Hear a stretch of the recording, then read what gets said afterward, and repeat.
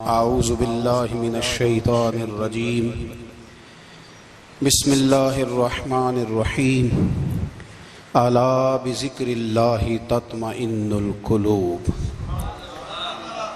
صدق اللہ العظیم وصدق رسولہ النبی الکریم ان اللہ وملائکتہ یصلون علی النبی یا ایہا الذین آمنوا صلوا علیہ وسلموا تسلیما اللہم صل علی سیدنا و مولانا محمد معدن الجود والکرم وآلہ وصحبہ وبارک وسلم۔ تمام تعریفیں حمد و ثنا اللہ تعالی جل جلالہ کے لیے۔ زاں بعد درود و سلام نبی اکرم نور مجسم شفیع معظم احمد مجتبیٰ جناب حضرت محمد مصطفیٰ صلی اللہ تعالی علیہ وسلم کی ذات والا صفات کے لیے حمد و صلوات کے بعد قرآن مجید نے ارشاد فرمایا الا بذکر اللہ تطمئن القلوب، فرمایا خبردار ہو جاؤ اللہ کے ذکر میں ہی دلوں کا اطمینان ہے، اللہ کے ذکر میں دلوں کا چین ہے۔ لوگ بہت سارا مال، بہت ساری دولت، بہت ساری عقل اور بہت سارا شعور ہونے کے باوجود بے سکون ہیں۔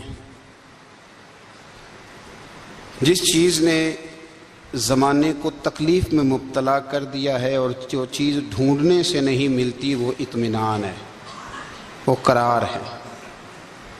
لوگ بھیک مانگتے ہیں، منت کرتے ہیں، دہائی دیتے ہیں کہ کہیں سے سکون کی دولت مل جائے، لیکن وہ میسر نہیں آ رہی۔ بڑے بڑے لوگ ہیں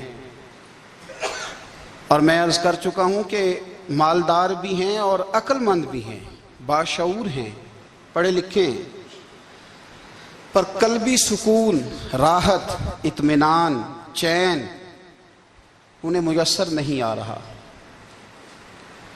راتیں جاگ کر گزر جاتی ہیں، دن آزمائش میں بیت جاتا ہے۔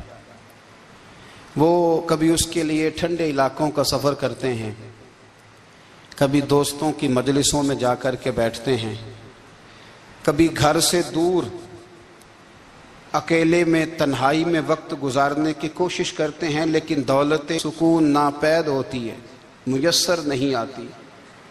عرش کا رب فرماتا ہے کیوں تو بھٹکتا پھرتا ہے، کیوں دائیں بائیں جاتا ہے، چپ کر کے مسجد آ جا اور لوگوں سے بچ کے تنہائی میں میرا ذکر کر۔ اللہ ملے گا کیا؟ فرمایا اعلیٰ بذکر اللہ تطمئن القلوب، میں تیرے بے چین دل کو چین عطا کر دوں گا۔ وہ تیرا تڑپتا اور پھڑکتا ہوا مزاج، اسے میں سکون کی دولت دوں گا۔ یہ تجھے کہیں اور نہیں ملے گا، یہ میری یاد میں ملے گا۔ یہ چین، قرار، سکون تجھے یہیں میسر آئے گا۔ اطمینان قلبی زندگی کا حسن ہے بھائی، دولت سکون اصل ہے۔ بڑے ٹھنڈے کمرے میں کچھ لوگوں کو نیند نہیں آتی، اور داتا صاحب رحمۃ اللہ علیہ آپ جائیں تو دونوں سڑکوں کے بیچ جو فٹ پاتھ ہے نا، اس پہ بھی کچھ لوگ سوئے ہوتے ہیں۔ ادھر سے بھی گاڑیاں گزرتی ہیں، ادھر سے بھی گاڑیاں گزرتی ہیں، لیکن بس نیند ہے نا، اللہ کا فضل ہے، اس نے دے دی ہے، آنے والوں کو آ گئی ہے۔ اطمینان قلبی۔ میرا معاشرہ بے سکون ہے، بے قرار ہے۔ مجھے کچھ لوگ کہتے ہیں جی میں آج کل بڑا بور ہو رہا ہوں، تو میں کہتا ہوں یار ہمیں تو ٹائم ہی نہیں ملا آج تک بور ہونے کا، نہیں وقت ہی نہیں اتنا میسر آیا، کون سا ٹائم نکالے جس میں بندہ بور ہو۔ وہ تو ہے کہ انسان کچھ فارغ ہو، کہیں اس کے پاس گنجائش ہو تو بور بھی ہو لے۔ کیسے بور ہو لیتے ہو؟ یہ کیا ہوتا ہے بور ہونا؟ زندگی میں اتنا وقت ہی کہاں ہے کہ انسان بور ہوتا پھرے اور یہ تصور بناتا پھرے کہ میں بڑی آزمائش میں ہوں، تو میں بڑے بور ہو رہا ہوں، تو میں بڑی تکلیف میں ہوں۔ تو وقت بہت زیادہ ہے ہمارے پاس، لایانی کاموں میں ضائع بڑا ہوتا ہے، تو ہم بور ہوتے ہیں، پریشان ہوتے ہیں۔ اللہ فرماتے ہیں یہ جو میری یاد ہے نا، لیکن اس کا بھی ایک طریقہ ہے یاد کا، اس طریقے سے اگر میرے رسول کریم علیہ السلام نے فرمایا اللہ کا ذکر اس طرح کرنا کہ دیکھنے والا تمہیں دیوانہ سمجھے۔ لوگ سمجھیں کہ کوئی مجنون ہے، کوئی جنونی ہے، کوئی پاگل ہے۔ یہاں اللہ تعالیٰ معاف کرے، آپ ذکر کی مجلس چھیڑیں، آپ نعت شریف کی مجلس چھیڑیں تو بہت سارے لوگ پروفیسر بن جاتے ہیں، وہ ساری نہیں ہلاتے، ان کی زبان ہی حرکت میں نہیں آتی۔ حالانکہ رب کریم کا ذکر اس طرح کرو کہ دیکھنے والا تمہیں دیوانہ سمجھے، کہیں اور کھونے کی ضرورت ہی نہیں۔ میرے حبیب گویا ہمیں فرماتے ہیں تو رب کے ذکر میں اس طرح کھو جا کہ تجھے دنیا کا خیال ہی نہ رہے، تجھے پھر دنیا کی ہوش نہ رہے۔ لیکن اگر نماز میں بھی خیال غیر آئے، ذکر میں بھی توجہ کہیں اور ہو، زندگی میں وہ عجیب لمحہ تھا، وہ میرے ساتھ تھا اور میں تنہا تھا۔ اگر ماحول یہ ہو کہ آپ کہیں جسم کے ساتھ تو موجود ہوں، روح موجود نہ ہو، تو پھر لذت ذکر بھی میسر نہیں آتی، پھر کیف نہیں حاصل ہوتا۔ یاد رکھیں کہ اس طرح کھو کے رب کی یاد کہاں سے کیف آئے گا؟ الجھ ہی پڑا گئے ہیں۔ وہ مستی، وہ سرور، وہ کیف جو اللہ کے ذکر میں ہوتا تھا، جو کبھی مرشد کامل کے سامنے بیٹھ کر لوگ اللہ اللہ کرتے تھے تو لگتا یہ تھا کہ یہ یہاں ہیں ہی نہیں، یہ تو کہیں اور چلے گئے ہیں، یہاں موجود ہی نہیں۔ لیکن اب وہ موج نہیں، وہ شوق نہیں، وہ درد نہیں، وہ زید نہیں۔ اقبال تڑپ کے کہا کرتے تھے، خیرت کی گتھیاں سلجھا چکا ہوں، یا رب مجھے صاحب جنوں کر دے، اللہ مہربانی فرما، وہ کیفیت دے، وہ سرور دے۔ زندگی میں اگر اطمینان چاہتے ہو تو کبھی کبھی سب کچھ بھول کے نا تو مست ہو جایا کرو رب کی یاد میں۔ کبھی کبھی چھوڑ دیں دنیا، چھوڑیں یار موبائل، کسی وقت کریں اس کو بند، چھوڑیں اس بات کا خیال کہ فلانے نے سلوٹ کیا ہے کہ نہیں کی، چھوڑیں۔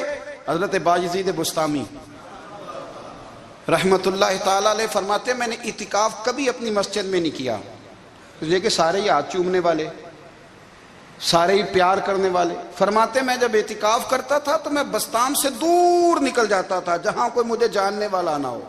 اٹھ بلیا چل اوتھے وسیے جتھے وس دے نہیں سارے ینے، نہ کوئی ساڈی ذات پچھانے تے نہ کوئی سانو مننے، چل ادھر چلیں۔ اٹھ بلیا چل اوتھے وسیے جتھے وس دے نہیں سارے ہی انے، نہ کوئی ساڈی ذات پچھانے تے نہ کوئی سانو۔ اتنا شوق ہے سلوٹ کرانے کا، اتنا شوق ہے تعارف کرانے کا، اتنا شوق ہے اپنا بتانے کا، تو یہ چیز غلبہ کر جاتی ہے، پھر نام رہ جاتا ہے، روح نہیں رہتی، پھر وجود رہ جاتا ہے، پھر باطن کی کیفیت نہیں رہتی۔ خدا را اپنے آپ کو بے چین نہ کرو، بے قرار نہ کرو، بے سکون نہ کرو، رب کی یاد میں آ جاؤ، درود و سلام میں آ جاؤ، نعت کے حسن میں آؤ، تلاوت کی دنیا میں آؤ، سجدوں کے نور میں آؤ، آؤ کبھی کھول کے دل مسجد کی صفائیاں کریں، آؤ نہ کبھی کوئی بوڑھا، دادی، نانی، دادا ان کے پاس بیٹھ کے پیر دبا کے اللہ کو راضی کریں۔ یہ کیف والی جگہ ہیں، یہ سرور والی جگہ۔ اتنی بے چین ہماری زندگی ہے، بے قرار ہے، تڑپتے ہوئے لوگ، لڑتے ہوئے لوگ، ایسے لگتا ہے ابھی ایک دوسرے کا گریبان تھام لیں گے، بے قرار، بے چین۔ کسی کو انتظار کا کہا جائے نا کہ 10-20 منٹ کسی کا انتظار کرو تو بعض لوگ مجھے ایسے لگتا ہے جیسے یہ ان کا کلیجہ پھٹ جائے گا، ڈاکٹر کے انتظار میں بیٹھے ہیں تو بڑے پریشان ہیں۔ کسی کو ملنے گئے ہیں کو آدھا گھنٹہ بیٹھنا پڑ گیا تو بڑی دقت میں ہیں۔ اپنے آپ کو سکون دیں۔ آپ یقین کریں بڑا مزہ آتا ہے، کبھی کسی کا انتظار کرنا پڑے تو 2-4 تسبیح درود شریف پڑھی جاتی ہے، یعنی ذوق بن جاتا ہے کہ چلو اللہ نے موقع دیا ہے، کوئی سرکار کو یاد کر لیں، تنہائی مل گئی۔ ہمارا مزاج جس سختی کا شکار ہے، وہ سختی آہستہ آہستہ ہمیں زیادہ آزمائش میں ڈال گئی۔ تو میرے بھائی زندگی میں اطمینان حسن ہے، اور وہ سب سے زیادہ اللہ کی یاد میں ملتا ہے، وہ سب سے زیادہ رب کریم کے ذکر میں۔ سب سے زیادہ جو چاہتا ہے نا دل ٹھنڈا رہے، زبان میٹھی رہے، وہ مدینے والے محبوب پہ درود و سلام پڑھا کرے، وہ حضور پہ درود و سلام پڑھا کرے، زبان میٹھی رہے گی۔ میرا ذاتی تجربہ ہے کہ جو آدمی اپنے اخلاق سنوارنا چاہے وہ حضور پہ درود شریف پڑھے، جو اپنے اخلاق سنوارنا چاہے، طبیعت کو ٹھنڈا رکھنا چاہے، وہ درود شریف پڑھے، اس کا دل سکون میں آئے گا۔ کچھ کام اور ہیں زندگی میں اطمینان کے لیے، ان کا ہونا بھی بڑا ضروری ہے۔ سب سے پہلے اگر آپ چاہتے ہیں نا زندگی میں سکون ہو تو حقیقتوں کا سامنا کرنا سیکھیں، آپ جو ہیں وہ رہنا سیکھیں، جو آپ نہیں ہیں وہ بننے کی کوشش نہ کریں۔ حقیقت کا سامنا کرو گے تو زندگی اطمینان میں آ جائے گی۔ ہم نے نا بہانے بنا لیے ہیں، ہیلے بنا لیے، جھوٹ کے سہارے اپنے آپ کو اونچا کر لیا۔ ایک آدمی سے کہا جاتا ہے تو رشوت نہ لے، تو کہتا ہے میں غریبوں سے نہیں لیتا۔ تو میرا سوال یہ ہے کہ امیروں کا حساب لینے کی اللہ نے تیری ڈیوٹی لگائی ہے، تیرے ذمہ لگایا ہے کہ تو امیروں کا حساب کر، تمہیں کیا ضرورت پڑی ہے؟ ہم نا بہانہ کرتے ہیں، رشوت لینے والے کا الگ بہانہ ہے اور سفارش والے کا الگ بہانہ ہے۔ حقیقت کا سامنا کریں، حقیقت کا۔ جو میرے ذمہ داریاں ہیں وہ میں نے پوری کرنی، جو آپ کی ذمہ داریاں ہیں وہ آپ جان نہ چھڑائیں، حقیقت پسند بنیں۔ میرے رسول کریم، پھر پڑھیے درود شریف، صلی اللہ تعالی علیہ وسلم۔ حضور صلی اللہ علیہ وسلم نے فرمایا کہ میری بیٹی سیدہ فاطمہ الزہرا رضی اللہ تعالی عنہا صرف جنتی نہیں، جنتی عورتوں کی سردار ہے۔ لیکن حضور نے یہ بھی فرمایا کہ فاطمہ یہ خیال رکھنا اگر اللہ نے حساب پوچھا تو حساب تم نے خود دینا ہے۔ حقیقت کی طرف توجہ کرائی حضور نے، وہ صرف جنتی نہیں، جنتی عورتوں کی سردار ہیں، پر حقیقت کی جانب توجہ۔ میں حقیقت یہ ہے کہ اگر مالک نے حساب پوچھا تو اس کی تیاری بھی کرنی ہے۔ دیکھیں نا، ہمیں کچھ یقین نہیں، اللہ معاف کرے کہ ہمارا حساب کیسا ہوگا، لیکن کتنے آزاد ہیں۔ یعنی بڑی دلیری سے بندے کہتے ہیں فجر نہیں پڑھتا جی، 3 پڑھتا ہوں جی، شاہ رہ جاتی ہے جی، کپڑے صاف، بڑی دلیری سے۔ اور سیدہ فاطمہ الزہرا نے ساری رات مصلی باندھ رکھا ہے، حالانکہ انہیں یقین تھا کہ رب مجھے بغیر حساب کتاب جنت دے گا۔ حقیقت کا سامنا کریں، جو حقوق آپ کے ہیں وہ آپ نے ادا کرنے ہیں، جو ذمہ داریاں ہیں وہ ذمہ داریاں ہیں۔ دیکھیں نا، حضرت موسیٰ کلیم اللہ علیہ السلام کے پاس اسرائیل روح نکالنے آئے تو حضرت موسیٰ نے تھپڑ مارا، آنکھ نکال دی، واپس گئے۔ اللہ انہوں نے تو جلال فرمایا ہے، کہا موسیٰ علیہ السلام سے کہیے بیل کی پشت پر ہاتھ رکھیں، جتنے بال ان کے دست مبارک کے نیچے آئیں گے اتنے 1000 سال ان کی عمر بڑھا دی جائے گی۔ یعنی میرے کان میں کوئی بتا دے کہ جناب 60 سال بڑھ گئی، یا آپ کے کان میں کوئی کہہ دے تو خوشی ہوتی ہے کہ نہیں؟ لیکن یہ حقیقت پسندی نہیں، اس لیے کہ 60 بھی گزر جائیں گے، 70 بھی، یہ حقیقت نہیں۔ حضرت موسیٰ کلیم، چلے میں مثال دیتا ہوں، سمجھ لے 10 بال، حالانکہ بہت زیادہ آتے ہوں گے، 10 بال اگر حضرت موسیٰ کے ہاتھ کے نیچے آئے تو 10,000 سال تو عمر بڑھ گئی نا۔ 10 یعنی 10 سال نہیں، 10 100 نہیں، 10 بہت زیادہ تھی نا۔ تو حضرت موسیٰ کلیم اللہ علیہ السلام سے آ کے عرض کیا گیا، حضور بیل کی پشت پر ہاتھ رکھیں، جتنے آپ کے ہاتھ کے نیچے بال آئیں گے اتنے 1000 سال عمر بڑھ جائے گی۔ تو حضرت موسیٰ نے حقیقت پسندی والی بات کی، فرمایا پھر کیا ہوگا؟ 10,000 سال کے بعد پھر کیا ہوگا؟ کہا حضور جانا تو پھر بھی ہے، فرمایا پھر ابھی چلتے ہیں۔ اگر جانا ہے نا، جانا ہے تو پھر، اگر جانا ہے تو پھر ابھی۔ اور سجنوں، اگر نماز پڑھنی ہے تو ابھی کیوں نہیں؟ اگر داڑھی رکھنی ہے تو پھر رمضان کا انتظار کیوں کریں، ابھی کیوں نہیں؟ اگر سچ بولنا ہے تو پھر، اگر رزق حلال کھانا ہے تو پھر انتظار کا ہے گا۔ حقیقت ہوتی ہے، بہانہ ہوتا ہے، حقیقت چھپ نہیں سکتی بناوٹ کے اصولوں سے، کیونکہ خوشبو آ نہیں سکتی کبھی کاغذ کے پھولوں سے۔ یہ بات یاد رکھیں، اگر جانا ہے تو حضرت کلیم فرمانے لگے پھر 10,000 سال کے بعد بھی جانا ہے تو آج بھی۔ ہمیں بے قراری زندگی میں اس لیے کہ ہم حقیقت پسند نہیں، ہم بہانوں میں، ہم ہواؤں میں جیتے ہیں، ہواؤں میں، خیالات میں زندگی گزارتے ہیں۔ بڑا ٹائم پڑا ہے، مثلاً کتنا میرے رسول کریم صلی اللہ تعالی علیہ وآلہ وسلم نے ایک دن صحابہ سے فرمایا تمہیں حیا نہیں آتی؟ حضور کیا ہوا؟ فرمایا وہ والے مکان بناتے ہو جن میں تم رہ نہیں سکتے، وہ والا مال جمع کرتے ہو جو کھا نہیں سکتے، حیا نہیں آتی؟ عرض کی حضور حکم کریں تو محبوب فرمانے لگے جوتے کا ایک تسمہ بند کرتا ہوں تو سوچتا ہوں دوسرا بند کرنے سے پہلے موت آ جائے گی، ایک سانس اندر جاتی ہے تو دوسرا آنے سے پہلے میں یاد کرتا ہوں کہ مجھے دنیا سے جانا ہے۔ تمہیں حیا نہیں آتی؟ وہ مکان بناتے ہو جن میں رہ ہی نہیں سکتے، وہ مال جمع کرتے ہو جو کھا۔ حقیقت پسند نہیں بھائی ہم۔ بہت سارے لوگ ہیں بڑی باتیں سناتے ہیں، بڑی میں کہتا ہوں اصل میں نا زیادہ باتیں سنا کے نا بیچارہ اپنے آپ کو مطمئن کرنا چاہتا ہے. اصل بات یہ ہے کہ اندر سے نا ہلا ہوا ہے، کچھ بھی نہیں، بڑا زیادہ ہنستا ہے اور مجھے لگتا ہے کہ کوئی گہرا زخم چھپا رہا ہے. اس لیے ملمہ سازی، حقیقت پسند بنو، حقیقت پسند. یاد رکھنا، من ترک صلاۃ متعمدا فقد کفر. میرے رسول نے حقیقت بیان کی، فرمایا جس نے ایک نماز بھی جان بوجھ کے چھوڑی اس نے رب کے رب ہونے کا انکار کیا، اس نے کفران نعمت کیا. یہ حقیقت ہے، کوئی کلیریفیکیشن نہیں، کوئی وضاحت نہیں. جو نماز نہیں پڑھتا جھوٹ بولتا ہے، غلط بیانی کرتا ہے. جو شخص رزق حرام کما کے کہتا ہے کہ اس کے بغیر گزارا نہیں چلتا، وہ جھوٹ بولتا ہے. اس لیے کہ رب فرماتا ہے جب تجھے پیدا کیا ہے تو تیرا رزق میرے ذمہ ہے. اللہ فرماتا ہے کہ لا یکلف اللہ نفسا الا وسعہا، میں کسی پر وہ بوجھ نہیں ڈالتا جو اٹھا نہ سکے. نماز فرض کیا، اس کا مطلب ہے ہم پڑھنے کے قابل ہیں. اس نے ہمارے ذمہ داریاں لگائی ہیں تو مطلب یہ ہے کہ ہم ذمہ داریاں ادا کرنے کے قابل ہیں، ورنہ وہ کہتا ہے میں وہ بوجھ ڈالتا ہی نہیں جو تجھ سے اٹھایا نہ جائے. اگر چاہتے ہو کہ زندگی میں اطمینان ملے تو خدا را حقیقت پسندوں والی زندگی گزارو. یہ فضاؤں میں زندہ رہنا، ہواؤں میں اللہ بڑا معاف کرنے والا ہے، اللہ بڑا کریم ہے، معاف کر دے گا. تو بھئی یہ بات صحابہ کو بھی پتا تھی، یہ اہل بیت کو بھی خبر تھی، تو وہ تو ایک ایک بات کا لحاظ کرتے تھے. یہ غوث اعظم کو بھی پتا تھی، یہ ان کے والد کو بھی پتا تھی جنہوں نے کسی کا ایک سیب کھا لیا تھا تو 12 سال اس کے گھر میں نوکری کرتے رہے. انہیں نہیں پتا تھا اللہ بڑا کریم ہے، معاف کر دے گا، ایک سیب ہی ہے نا. تو حقیقت پسندی آپ کو سکون دے گی. اور اگر آپ نے اپنے آپ کو غیر مطمئن کیا ہوا ہے، بات کچھ اور ہے، اور آپ نے اپنے آپ کو ڈال کسی اور طرف لیا ہے، تو پھر آپ کو سکون مل سکتا؟ سکون حقیقت پسندی میں، اصل میں سکون ہوتا ہے، اداکاری میں سکون نہیں ہوتا. تیسری بات سنیں، اگر آپ چاہتے ہیں زندگی میں مطمئن رہیں تو دنیا داروں سے امیدیں توڑ دیں،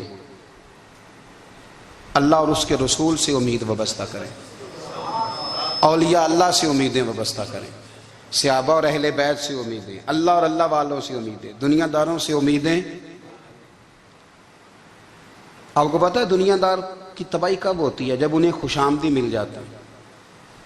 چودھری کا بیڑا اس وقت غرق ہوتا ہے جب اسے چودھری کہنے والے زیادہ ہو جاتے ہیں. سیٹھ صاحب اور نواب صاحب بیچارے تباہ تب ہوتے ہیں بھولے پن میں، جب ان کے دائیں بائیں ریلا ہوتا ہے سیٹھ صاحب کہنے کا. لوگ انہیں کھانا چاہتے ہیں، پیار ان کا نہیں ہوتا، ان کی جیب کا ہوتا ہے. محبت ان سے نہیں ہوتی، ان کی کرسی سے ہوتی ہے. ضروریات کا پیار ہوتا ہے، تباہ کر دیا جاتا ہے. ہماری ساری توقعات دنیا داروں سے وابستہ ہو گئی ہیں. ناراض نہ ہونا، پیروں نے، مولویوں نے، درویشوں نے، انہوں نے بھی سیٹھ رکھے ہوئے جلسوں کی صدارت کرانے کے لیے.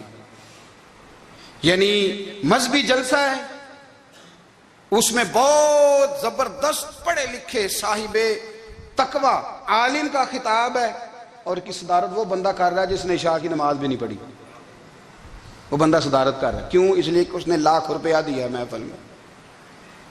خدا را دنیا داروں سے امیدیں چھوڑ دیں، ورنہ آپ کمزور پڑ جائیں گے، آپ کی امیدیں ٹوٹیں گی.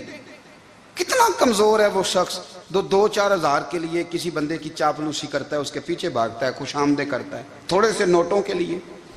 دکھ سکھ میں کام آئے گا اس کام کے لیے. میرے رسول کریم علیہ السلام نے فرمایا جس نے بندوں کو راضی کرتے کرتے رب کو ناراض کر دیا، اس کی دنیا بھی گئی اور آخرت بھی گئی.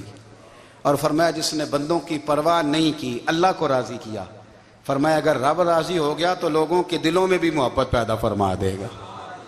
کیا ضرورت ہے خوش آمد کرنا دنیا داروں کی، سیٹوں کی، نوابوں کی، چاپلو. اور میں آپ کو ایک بات بتاؤں، ہوتا پتہ کیا ہے؟ یہ جو حب جا اور حب با ہوتی ہے نا، اس سے پیٹ نہیں بھرتا. آپ کو اگر خوش آمد کرنی ہے تو پھر آپ کو ساری زندگی کرنی ہے. پھر ان کو بھی پتہ ہوتا ہے کہ تعلق کس بنیاد پر ہے، اس میں کبھی بھی خلوص پیدا نہیں ہوتا. آپ بے چین رہتے ہیں، بے قرار رہتے ہیں، آپ کو تکلیف رہتی ہے ہمیشہ. کبھی بھی دنیا داروں سے امیدیں وابستہ نہ کریں. ایک بات سنیں بڑی شاندار، امام غزالی نے لکھی ہے. امام غزالی فرماتے ہیں کہ ہارون الرشید نا حج کر کے واپس آیا بغداد میں، تو کونے میں حضرت بہلول دانا بیٹھے تھے. رش بہت تھا، مجمع بڑا تھا. حضرت بہلول دنا بھی سڑک کے کنارے بیٹھے تھے تو سپاہی کہنے لگے یہاں سے اٹھ جاؤ، فرمانے لگے ہارون رشید کی زمین نہیں، زمین میرے رب کی ہے، میں کیوں اٹھوں؟ وہ قریب سے گزرا تو سلام لی، تو آپ نے اس کا پروٹوکول دیکھا تو فرمانے لگے ہارون رشید تجھ سے تگڑے تگڑے موٹے موٹے پروٹوکول میں نے لوگوں کے دیکھے ہیں، اور یہ جو تیرے دائیں بائیں آج تیرے نعرے لگا رہے ہیں یہ پہلے ان لوگوں کے نعرے لگایا کرتے تھے، اور تھوڑا وقت گزرنے دے، جو تیرے بعد آئے گا نا یہ سارے پھر ان کے نعرے بھی لگائیں گے۔ تو جھوٹ کی دنیا میں زندہ ہے، ان سے تو نے امیدیں وابستہ کی ہیں، یہ کل اس کے نعرے لگائیں گے۔ اس کے دل پہ بڑا اثر ہوا، گھوڑے سے اتر آیا، آگے کہنے لگا حضور آپ نے مجھے بڑی اچھی نصیحت کی ہے، میرا دل بڑا ٹھنڈا ہوا ہے، میں نے سنا ہے آپ مقروض ہیں، کچھ لوگوں کا قرض، تو مجھے کوئی حکم ہی کر دیں۔ آپ ہنسنے لگے، فرمانے لگے یار تو بڑا ہی بیوقوف ہے، بڑا ہی بیوقوف ہے، تو میں تجھے نصیحت کر رہا ہوں تو مجھے الجھا رہا ہے، حضور کوئی حکم کر دیں۔ کیا خوبصورت انداز ہے رب کریم کے بندوں کا۔ حضرت بہلول دانا فرمانے لگے تیرا رب کون ہے؟ کہا اللہ، تو فرمایا میرا کون ہے؟ کہا اللہ۔ فرمانے لگے یہ تو نہیں نہ ہو سکتا کہ اللہ ہارون رشید کو دیتا رہے اور بہلول دانا کو بھول ہی جائے، یہ تو نہیں نہ ہو سکتا کہ ہارون رشید کو دیتا رہے اور بہلول دانا کو بھول جائے۔ فرمایا اس کا دل، اس کا ارادہ ہوا، ارادہ قدرت ہوا کہ بہلول مقروض رہنا چاہیے، تو اگر رب مجھے رکھنا چاہتا ہے، دکھ قبول محمد بخشا راضی رہن پیارے، اگر وہ چاہتا ہے میں مقروض رہوں تو میں بھی چاہتا ہوں کہ میں مقروض ہی رہوں، یہ تو نہیں نہ ہو سکتا کہ تجھے دے اور مجھے نہ دے۔ فرمایا میری تجھ سے کوئی امید نہیں، مجھے جب بھی دے گا میرا رب بھی دے گا، اور وہ دے گا تو پھر انشاءاللہ خزانے کھول کے دے گا۔ دنیا داروں سے امیدیں وابستہ کرنا، لوگوں کے پیچھے، یہ چھوڑ دیں، آپ بے چین رہیں گے، بے قرار رہیں گے۔ اللہ والوں سے ضرور امیدیں وابستہ کریں، اس لیے کہ ان کے پاس جو کچھ ہوتا ہے وہ دراصل رب کا ہی ہوتا ہے، لیکن سیٹھوں سے، نوابوں سے، سیاستدانوں سے باز آ جائیں، ہماری بڑی امیدیں وابستہ ہیں۔ میں اکثر کہتا ہوں جتنے پھیرے نوکری کے لیے دنیا دار کے دروازے پہ لگائے ہیں نا، اس سے کم دفعہ مسجد میں نفل پڑے ہوتے تو رب اتنی بڑی مہربانی فرما دیتا۔ تیسری بات یہ یاد رکھیں، اگر سکون لینا چاہتے ہیں نا، اگر سکون لینا چاہتے ہو نا تو لوگوں کو ڈسکس کرنا بند کر دو۔ کس کو اللہ نے کتنے پیسے دیے ہیں وہ جانے اور اللہ جانے، کس کو اللہ نے کتنی گاڑیاں دی ہیں وہ جانے، اور لوگوں کو ڈسکس کرنا جی۔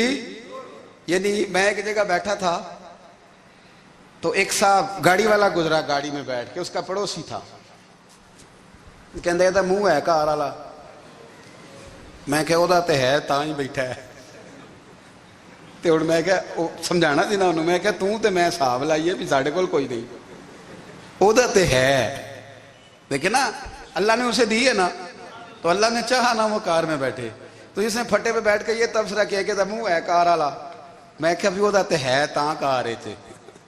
اب مجھے اور تجھے اندازہ لگانا چاہیے کہ ہم کیا یہ بحث ہے، یعنی اللہ کو چاہیے تھا معاذ اللہ کے پہلے تجھ سے پوچھتا کہ اسے کار دینی ہے کہ نہیں، کیا مطلب فضول بحث ہے۔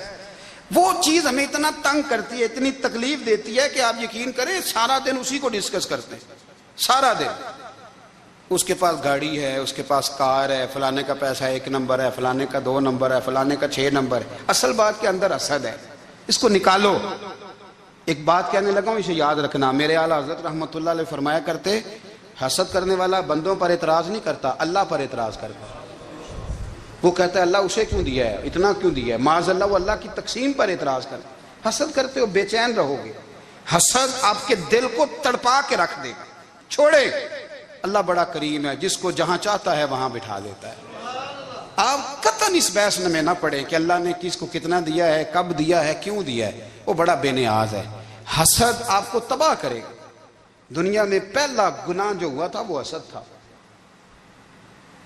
ابلیس نے حضرت آدم سے حسد کیا، کہنے لگا میں بہتر ہوں، سرداری اس کو مل رہی ہے، یہ تو اللہ کو پتہ ہے نا کس کو دینی ہے۔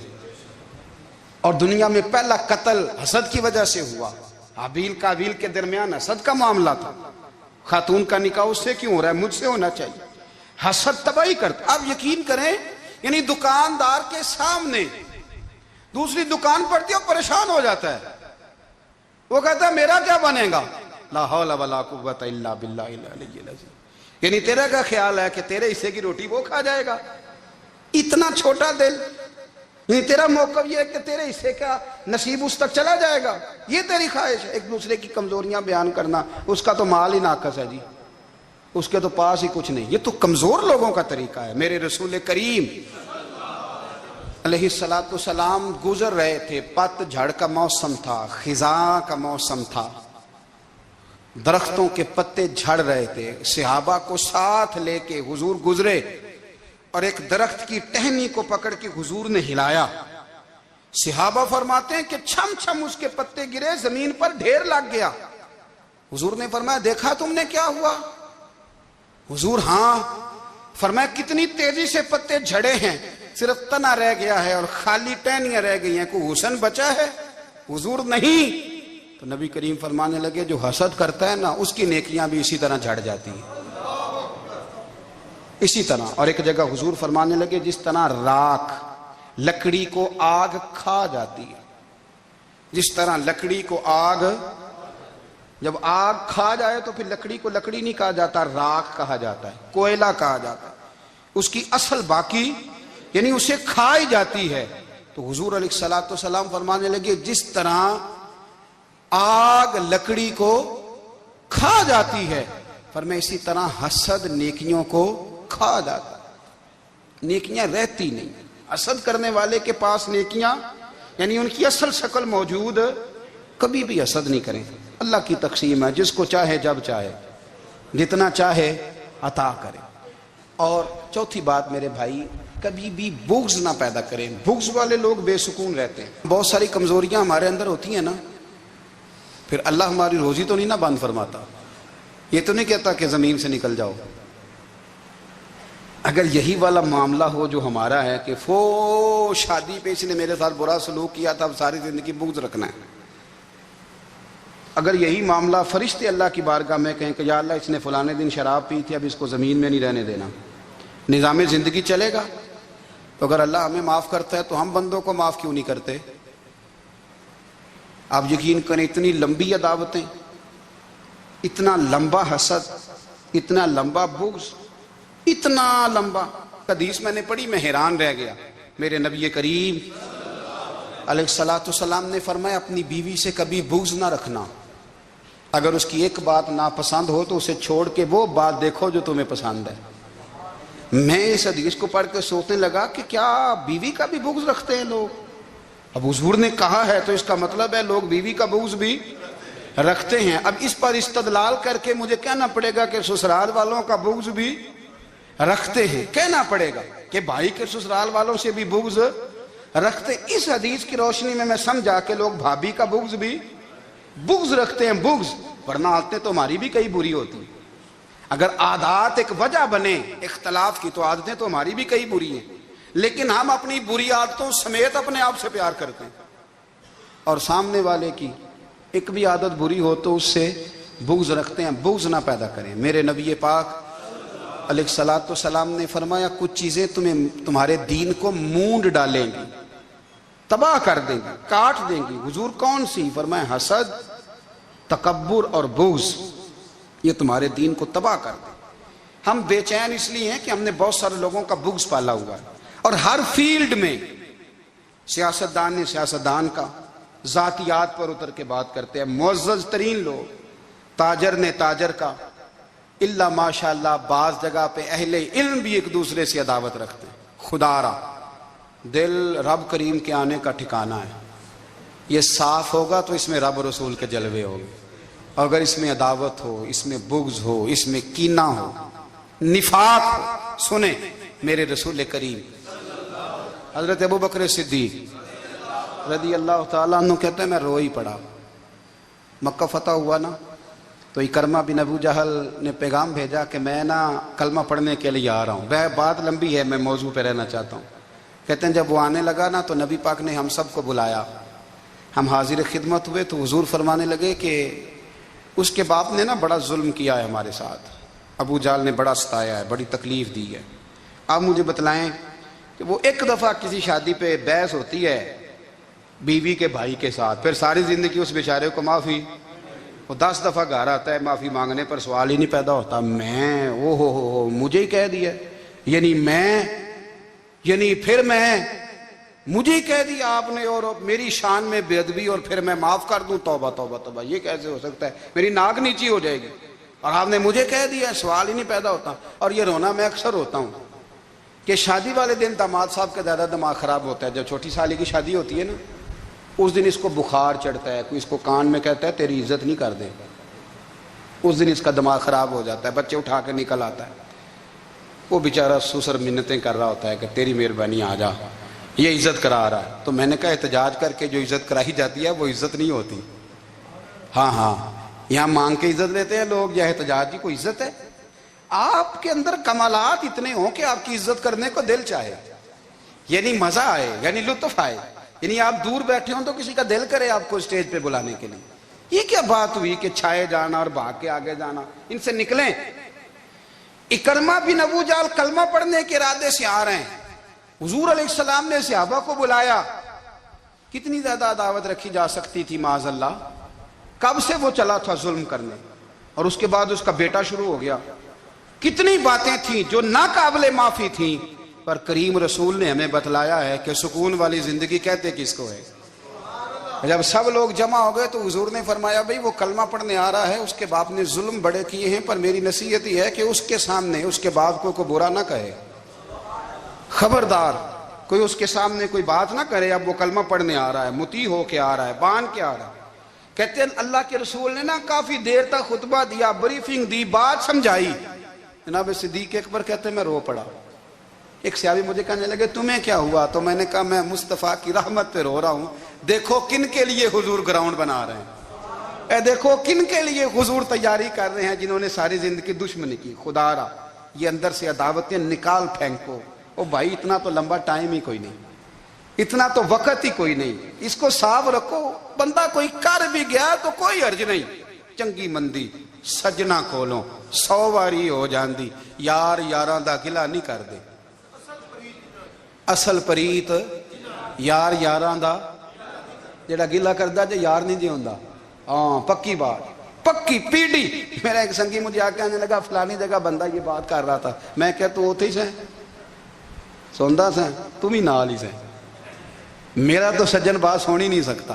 چنگی مندی سجنا کولوں 100 واری ہو جاندی، یار یاراں دا گلا نہیں کر دے، اصل پریت جنہ دی۔ ہاں جو بندے پھر ہوتے اس طرح کے، ان کے لیے بھی میاں صاحب نے کہا ہے، ان کے لیے بھی میاں صاحب نے کہا ہے، ان کے لیے بھی آپ نے بات ارشاد فرمائی ہے۔ آپ نے فرمایا چنگا ہویا لڑ نیڑیوں چھٹا، کتے عمر نہیں لنگی ساری، بے قدران دی یاری کولوں توبہ لکھ لکھ باری۔ او چنگا ہویا لڑ نیڑیوں چھٹا، کتے عمر نہیں لنگی ساری۔ جو اس طرح کا تھا نا شکوے کرنے والا، بغض رکھنے والا، فرمایا بے قدران دی یاری کولوں توبہ، یعنی لاکھ تے لاکھ کنے ہو گئے، یعنی 2 لاکھ باری توبہ کی تھی انہوں نے، گنی نہیں جا سکتی جتنی میاں صاحب نے توبہ کر دی۔ بے قدرے دوست، بے قدران دی یاری کولوں توبہ لکھ لکھ باری، چنگا ہویا لڑ نیڑیوں چھٹا، کتے عمر نہیں لنگی ساری۔ تو مہربانی کریں، ایک تو اگر آپ مطمئن رہنا چاہتے ہیں تو کبھی کبھی نا مست ہو کے ذکر الہی کریں۔ مست ہو، وہ والا ذکر نہیں جس میں آپ موبائل بھی دیکھ رہے ہیں اور کہانیاں بھی۔ میرے سامنے کو بندہ جمعے والے دن یا تقریر کے درمیان تسبیح لے کے بیٹھ جائے تو میں اس سے پوچھتا ہوں تو دو کام ایک ٹائم کیویں پہ کرنا ہے؟ میری بھی بات سن رہے ہو، تسبیح پڑھی تو ممکن ہی نہیں۔ تسبیح تو تسبیح ہے، جب وہ ہوگی تو پھر کوئی اور کام سوال ہی نہیں پیدا ہو۔ ایک تو ذکر کریں محو ہو، دوسری بات حقیقت کا سامنا کریں۔ آپ اگر مطمئن رہنا چاہتے ہیں تو حقیقت پسند بنیں۔ تیسری بات حسد چھوڑ دیں، دوسروں کو ڈسکس کرنا چھوڑ دیں۔ آپ یہ دیکھیں کہ اللہ نے مجھے کیا کچھ دیا، اس پہ راضی رہیں۔ اور چوتھی بات عداوت چھوڑ دیں، سینے میں کینہ چھوڑ دیں۔ آپ کی زندگی مطمئن ہو جائے گی، آپ خوشحال رہیں گے۔ وہ جو آپ لفظ کہتے ہیں نا کہ میں بور ہوں، میں پریشان ہوں، اس سے آپ نکل آئیں گے۔ اللہ ہمیں محبوب کی غلامی میں زندہ رکھے، غلامی میں موت۔ مصطفیٰ مصطفیٰ مصطفیٰ مصطفیٰ